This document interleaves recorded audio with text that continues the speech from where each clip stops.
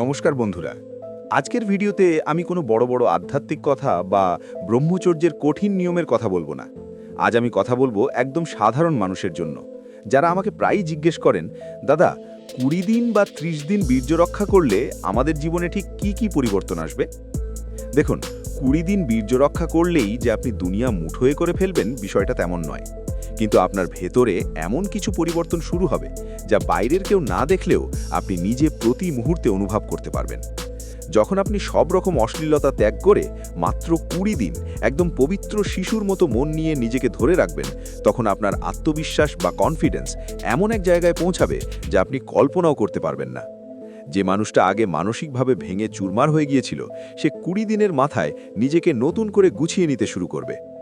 আগে যে কাজগুলোকে আপনার অসম্ভব মনে হতো, 20 দিন পর আপনার মনে হতে থাকবে যে হ্যাঁ, আমি এটা করতে পারি, আমাকে দিয়ে হবে। আপনার হার না মানা মানসিকতা তৈরি হতে শুরু করবে। আপনার কনফিডেন্স লেভেল হু হু করে বাড়তে থাকবে। আরেকটা খুব সুন্দর পরিবর্তন হলো আপনার হাসি। 20 দিন পর আপনার চেহারায় একটা স্বাভাবিক হাসি ফিরে আসবে।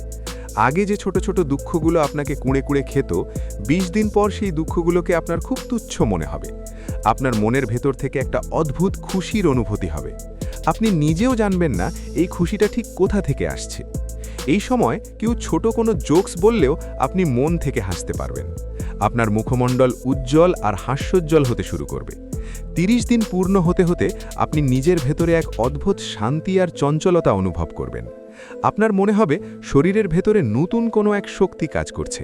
অনেকে মনে করতে পারেন যে আমি হয়তো বাড়িয়ে বলছি। তাঁদের উদ্দেশ্যে বলবো, আমার কথা বিশ্বাস করার একদম দরকার নেই। আগে আপনি নিজে এটা 30 দিন পালন করে দেখুন। যদি কাজ করে তবেই আমার কথা মানবেন, আর কাজ না করলে আমাকে যা খুশি বলতে পারেন। আর এর সাথে যদি আপনি সামান্য আধ্যাত্মিকতা যোগ করে নিতে পারেন, তবে এর উপকারিতা 10 গুণ বেড়ে যাবে।